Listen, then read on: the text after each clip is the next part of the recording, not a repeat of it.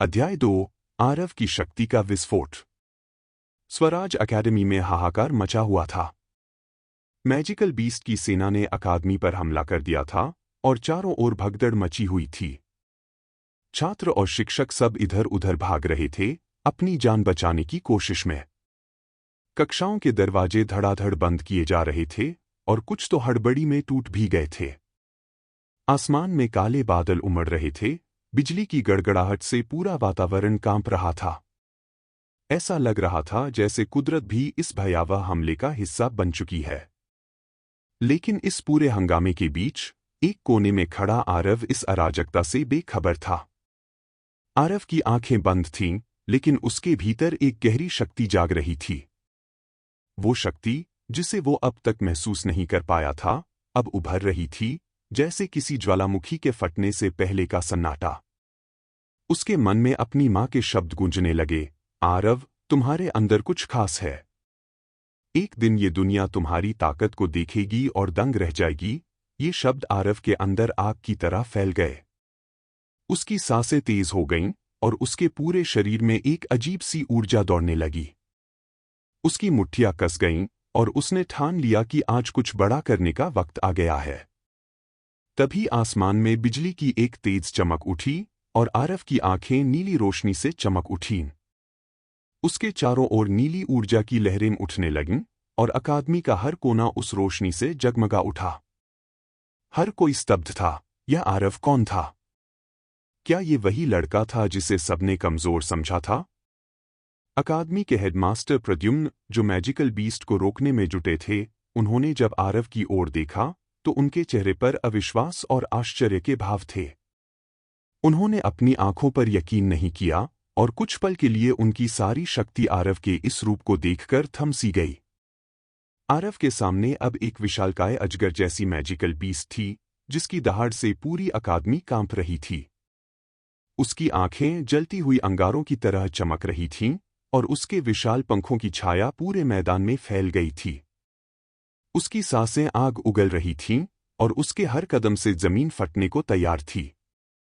लेकिन आरव की आंखों में अब डर का नामोनिशान नहीं था। उसकी शक्तियां पूरी तरह से जागृत हो चुकी थीं और अब वो इस अजगर का सामना करने के लिए पूरी तरह तैयार था। आरव ने अपनी हथेलियां आसमान की ओर उठाईं और उसके चारों ओर की हवा अचानक ठहर गई, जैसे पूरी प्रकृति ने अपनी सांसें रोक ली हों।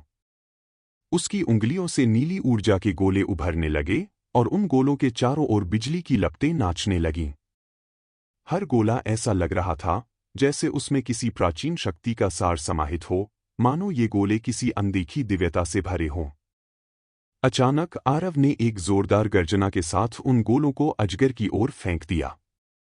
आसमान एक पल के लिए बिजली की चमक से जगमगा उठा और गोले हवा में घातक तीर की तरह तेजी से आगे बढ़े। जैसे ही वे अजगर के पास पहुंचे, ऐसा प्रतीत हुआ मानो समय धीमा हो गया हो। अजगर की विशाल लाल आंखों में डर साफ दिखाई दे रहा था, लेकिन उसके कुछ कर पाने से पहले ही वे गोले उसकी चमड़ी में घुस गए। अचानक एक जोरदार विस्फोट हुआ, जो इतना भयंकर था कि पूरी धरती कांप उठी। ये धमाका इतना शक्तिशाली था कि आसमान में एक काली दरार सी उभर आई, जैसे धरती और आकाश के बीच का पर्दा फट गया हो। विस्फोट की तीव्रता ने अकादमी की नींव तक को हिला दिया और चारों ओर सिर्फ धूल और राख की चादर बिछ गई। अजगर की खौफनाक चीख से पूरा माहौल थर्रा गया, लेकिन उस चीख का अंत इतनी जल्दी हुआ कि मानो कोई उसे जबरदस्ती चुप करा गया हो। उसके शरीर का हर हिस्सा, हर अंग, पल भर में जलकर राख हो गया, मानो उसने कभी इस धरती पर कदम ही नहीं रखा हो। धमाके की गूंज अभी भी वातावरण में गूंज रही थी, लेकिन अजगर के नष्ट होते ही चारों ओर सन्नाटा छा गया। यह सन्नाटा ऐसा था जो केवल एक ऐतिहासिक जीत के बाद ही महसूस किया जा सकता है। सारे छात्र और शिक्षक स्तब्ध खड़े थे, उनकी आंखों में अविश्वास और अवर्णनीय आश्चर्य झलक रहा था। किसी को विश्वास नहीं हो रहा था कि आरव ने यह सब अकेले कर दिखाया था। आरव वहीं खड़ा रहा, उसकी आंखों में एक ठंडी चमक थी, जैसे उसने अभी-अभी किसी प्राचीन युद्ध को जीत लिया हो। उसकी सांसें तेज हो रही थीं, लेकिन उसके चेहरे पर एक अद्वितीय शांति थी। उसने आसमान की ओर देखा, जहां अब भी बिजली कड़क रही थी, मानो वह आरव की विजय का जश्न मना रही हो। हेडमास्टर प्रद्युम्न ने आरव को देखा और एक हल्की मुस्कान के साथ उसकी ओर सिर हिलाया। यह मुस्कान केवल स्वीकृति की नहीं थी, बल्कि आरव की असीम क्षमता और उसके अंदर छिपी शक्ति की पहचान भी थी। लेकिन इस पूरे दृश्य में एक और आंखें थीं, जो आरव की हर हरकत को ध्यान से देख रही थीं, आयशा की आंखें। उसकी आंखों में आंसू थे, लेकिन ये आंसू खुशी और गर्व के थे। उसने आरव को इतने सालों से प्यार किया था, और आज उसे यकीन हो गया था कि उसका प्यार सही व्यक्ति के लिए था। आरव ने न केवल अकादमी को बचाया था, बल्कि उसने यह भी साबित कर दिया था कि वह किसी से कम नहीं था। आयशा का दिल खुशी से धड़क उठा, और उसने मन ही मन आरव को उसकी इस अविश्वसनीय ताकत के लिए सराहा। अभी भी चारों ओर सन्नाटा था, लेकिन यह सन्नाटा आरव की जीत का था। जैसे ही आयशा और आरव की नजरें मिलीं, एक अनकही समझ उनके बीच बन गई। वही दूसरी ओर जैसे ही अजगर के मरने की गूंज थमी, पूरे मैदान में सन्नाटा छा गया, लेकिन वह सन्नाटा सिर्फ कुछ पलों का था। इसके बाद ही मैजिकल बीस्ट के झुंड में जबरदस्त अफरा तफरी मच गई। वे बीस्ट, जो कुछ पल पहले तक आतंक मचा रहे थे, अब अपनी जान बचाने के लिए बेतहाशा इधर उधर भागने लगे। उनकी आंखों में डर साफ दिखाई दे रहा था। हेडमास्टर प्रद्युम्न और बाकी शिक्षक, जो अब तक रक्षात्मक स्थिति में थे, उन्होंने इस मौके का फायदा उठाते हुए एक एक करके उन पर हमला बोल दिया। कुछ ही समय में मैदान मैजिकल बीस्ट के खून से लाल हो गया। जो बीस्ट बचे थे, उन्होंने अपने साथियों का हश्र देखकर तुरंत मैदान छोड़ने में ही भलाई समझी और दुम दबाकर भाग निकले। उनकी दहाड़े, जो पहले डर पैदा करती थीं, अब मदद की पुकार में बदल गई थी। जैसे ही आखिरी बीस्ट भागा, स्वराज अकेडमी में एक राहत भरा जश्न सा माहौल बन गया। चारों तरफ हंसी मजाक और एक दूसरे को बधाई देने की आवाजें गूंजने लगीं। हर कोई अपनी जान बचाने के लिए ऊपर वाले का शुक्रिया अदा कर रहा था। छात्रों और शिक्षकों के चेहरे पर सुकून और जीत की चमक थी। इस माहौल में आरव हीरो की तरह खड़ा था, और उसको चारों तरफ से लड़कियों ने घेर लिया था। हर कोई उसकी बहादुरी की तारीफ कर रहा था, उसे छूकर देखने की कोशिश कर रहा था, मानो वो कोई सुपरस्टार हो। वाओ आरव, तुम तो कमाल हो, एक लड़की ने आंखों में चमक के साथ कहा। उसकी आवाज में इतनी खुशी और उत्साह था कि आरव खुद भी हंस पड़ा। तभी एक बेहद खूबसूरत लड़की आरव के पास आई और उसकी आंखों में देखते हुए बोल पड़ी, क्या तुम मेरे बॉयफ्रेंड बनोगे? उसकी आवाज में इतनी मासूमियत थी कि आरव के गाल शर्म से लाल हो गए। अभी आरव उसे कुछ जवाब दे पाता कि दूसरी लड़की ने मजाकिया अंदाज में कहा, बॉयफ्रेंड? और वो भी तुम्हारा? अपना चेहरा देखा है तुमने? आरव जैसे लड़के को तो मेरा बॉयफ्रेंड होना चाहिए, शक्ल और स्मार्टनेस में परफेक्ट मैच। तीसरी लड़की ने भी चुटकी लेते हुए कहा, ज्यादा स्मार्ट मत बनो, आरव जैसे हीरो के लिए तो मैं ही सबसे बेस्ट हूं। देखो, मैं कितनी खूबसूरत हूं और स्टाइलिश भी। आरव, तुम्हारा क्या ख्याल है? उसने आरव की तरफ आंख मारते हुए कहा। आरव अब और भी ज्यादा असमंजस में था, उसका चेहरा अब और भी ज्यादा लाल हो गया था, लेकिन वो लड़कियों की बातें सुनकर खुद को हंसने से रोक नहीं पाया। वहीं दूसरी तरफ, आरव को लड़कियों में घिरा देखकर आयशा का चेहरा गुस्से से लाल हो गया। उसकी आंखों में जलन साफ दिखाई दे रही थी, और मन ही मन वह उन लड़कियों को कोसते हुए सोचने लगी, देखो कितनी बेशर्म है, कैसे मेरे आरव से चिपक रही है। और ये आरव भी कितना खुश दिख रहा है। उसे क्या समझ नहीं आ रहा है कि ये सब बस उसके साथ फ्लर्ट कर रही हैं? आयशा का दिल जल रहा था, और आरव की खुशी और लड़कियों की इस हरकत को देखकर उसका गुस्सा और भी बढ़ गया। उसने गुस्से में अपना पैर जमीन पर पटका और वहां से चली गई, लेकिन उसके दिल में आरव के लिए प्यार और भी गहरा हो गया था, और साथ ही उन लड़कियों के लिए जलन भी। चैप्टर 3, आरव की नई चुनौती। अंतरिक्ष की अनंत गहराइयों में, जहां न सूरज की रोशनी पहुंचती थी और न ही जीवन का कोई संकेत मिलता था, एक रहस्यमय ग्रह पर कुछ ऐसा हुआ जिसने पूरे ब्रह्मांड को हिलाकर रख दिया। यह ग्रह धूल और अजीबोगरीब चट्टानों से ढका हुआ था, जहां दूर दूर तक जीवन का कोई नामो निशान नहीं था। अचानक, एक विशालकाय चट्टान के बीच से एक आदमी प्रकट हुआ, मानो वह सदियों से वहीं सो रहा हो। उसकी आंखों में एक भयानक चमक थी और उसके होंठों पर एक खौफनाक मुस्कान फैल गई। जैसे ही वह मुस्कराया, ग्रह की सतह पर दरारें पड़ने लगीं और उन दरारों से लाल लाल लपटें निकलने लगीं।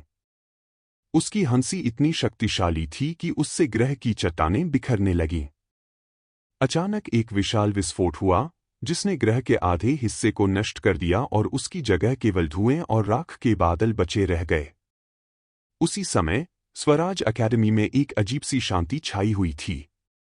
आरव ने हाल ही में मैजिकल बीस्ट को हराकर अपनी ताकत का परिचय दिया था, लेकिन उसे इस बात का बिल्कुल अंदाजा नहीं था कि आगे उसके लिए कितनी बड़ी चुनौती आने वाली है। अगले दिन अकादमी में सब कुछ नॉर्मल लग रहा था, लेकिन आरव की आंखों में उस दिन की घटना की चमक अब भी बरकरार थी। उसने सोचा था कि वह एक साधारण स्टूडेंट है, लेकिन अब उसे महसूस हुआ कि उसके अंदर कुछ स्पेशल है। उसने उस पल को फिर से याद किया जब उसकी पावर्स जागी थीं और उसने अजगर जैसी बीस्ट का सामना किया था। लेकिन क्या उसकी पावर्स सिर्फ उसी पल के लिए थीं, या अब वह उन्हें हमेशा के लिए जागृत रख सकता था? अकेडमी में आरव की चर्चा हर ओर हो रही थी। स्टूडेंट और टीचर्स सब उसे हीरो की तरह देख रहे थे। लेकिन आरव के लिए यह सब नया और थोड़ा अजीब था। वह हमेशा से एक साधारण लाइफ जीता आया था, और अब अचानक से वह सभी का ध्यान आकर्षित कर रहा था। इस बदलाव के बीच आरव को समझ नहीं आ रहा था कि वह इस नए लाइफ को कैसे अपनाए। अकेडमी में जल्द ही एक नई परीक्षा की घोषणा हुई, द डिवाइन चैलेंज।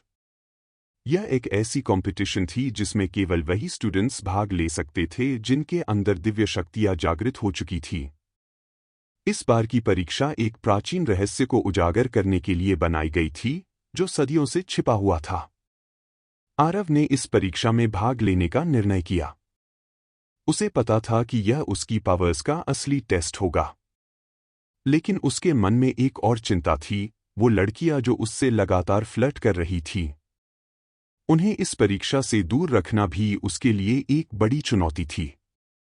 एग्जाम का दिन आया और आरव तैयार था। उसने अपने अंदर की सभी डाउट्स को दूर किया और अपने गोल पर ध्यान केंद्रित किया।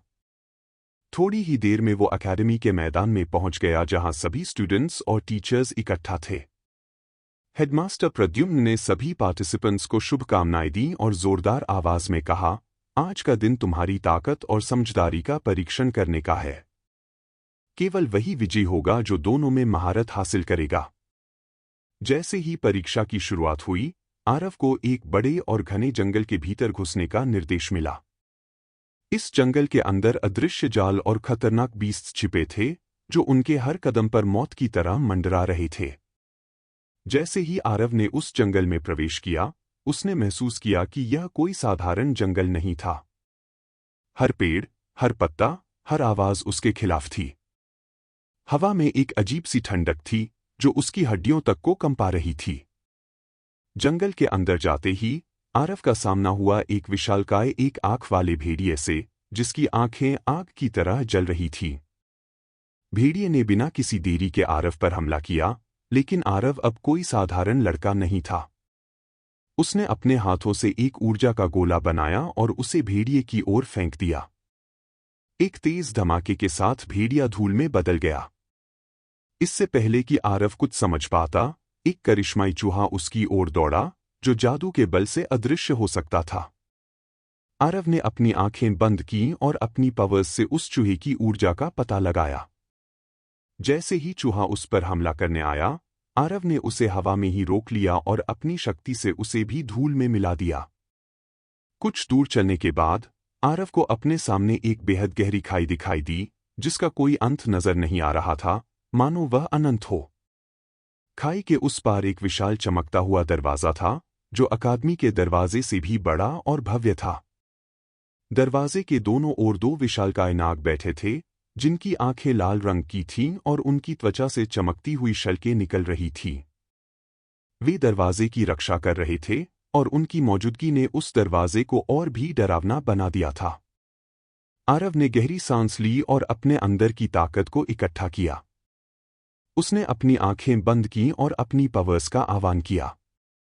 जैसे ही उसने अपनी आंखें खोलीं, उसकी हथेलियों से नीली ऊर्जा की लहरें निकलने लगीं।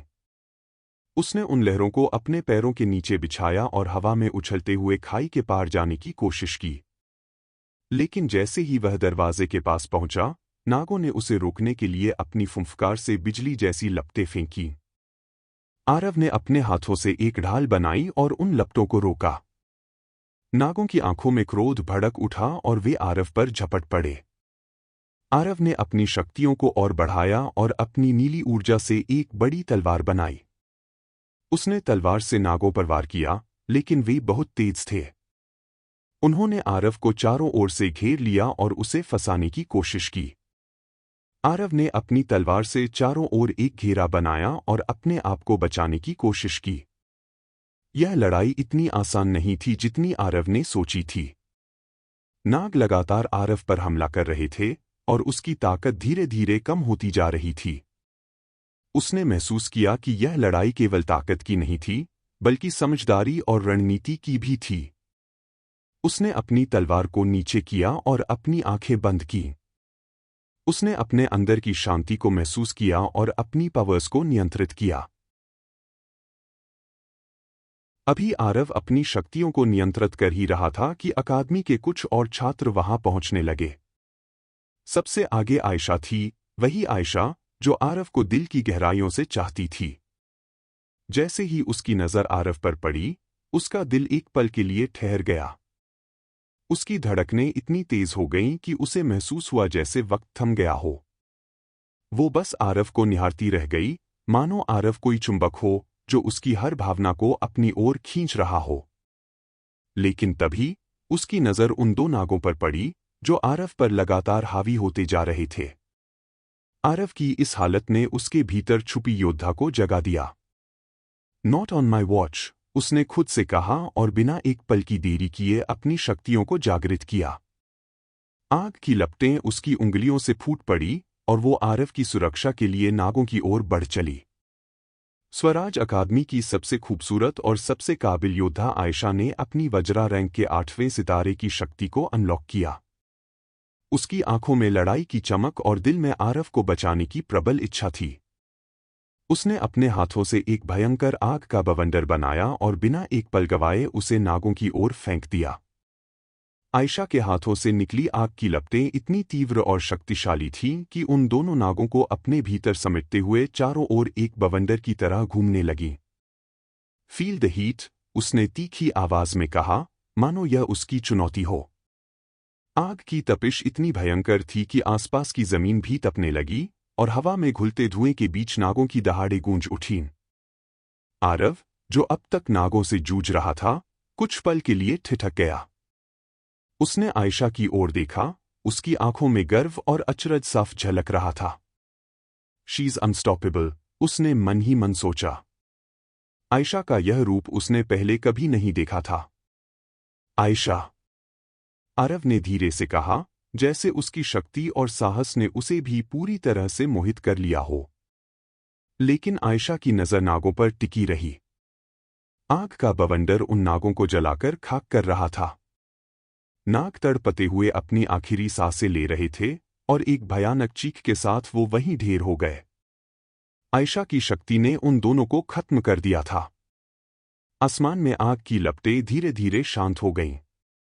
अब वहां सिर्फ राख का ढेर बचा था। आयशा ने राहत की सांस ली, लेकिन उसकी नज़र अभी भी आरव पर थी।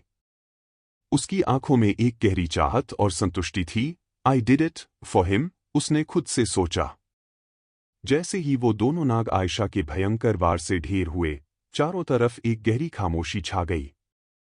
आग की लपटें शांत हो चुकी थीं और नागों की राख अब धीरे धीरे हवा में विलीन हो रही थी। लेकिन तभी एक अजीब सी गूंज ने सबका ध्यान खींचा।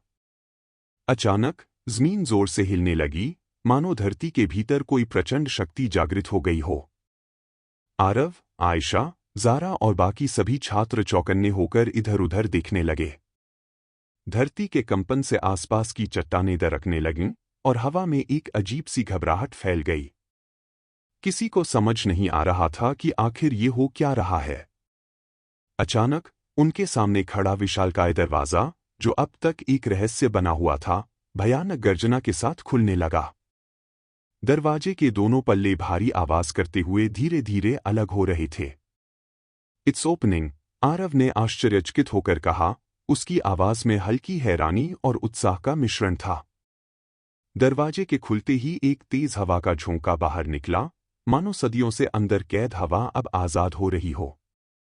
जैसे ही दरवाजा पूरी तरह से खुला, उन्होंने सामने एक बिल्कुल ही नई और अजीब दुनिया देखी, एक ऐसी जगह जो किसी खंडहर की तरह लग रही थी। दीवारों पर रहस्यमयी नक्काशियां उकेरी गई थीं, जो प्राचीन और खौफनाक प्रतीत हो रही थीं। उस जगह के चारों ओर लावा की नदियां बह रही थीं, जिनकी चमक और तपिश उस जगह को और भी भयावह बना रही थी। हवा में एक घुटन भरी गंध थी और हर तरफ गहरे सन्नाटे का एक भयावह एहसास हो रहा था। ये कहाँ आ गए हम? ज़ारा ने घबराते हुए कहा, उसकी आवाज़ कांप रही थी। आयशा और आरव ने एक दूसरे की तरफ देखा और उनके चेहरे पर भी चिंता की लकीरें साफ झलक रही थीं।